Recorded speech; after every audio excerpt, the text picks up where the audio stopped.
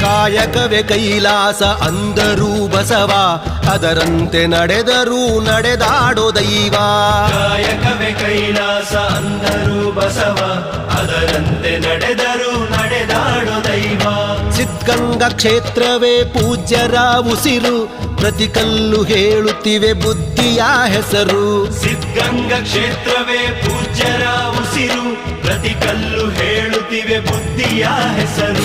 ಕಾಯಕವೇ ಕೈಲಾಸ ಅಂದರೂ ಬಸವ, ಅದರಂತೆ ನಡೆದರೂ ನಡೆದಾಡೋ ದೈವ. ಕಾಯಕವೇ ಕೈಲಾಸ ಅಂದರೂ ಬಸವ, ಅದರಂತೆ ನಡೆದರೂ ನಡೆದಾಡೋ ದೈವ.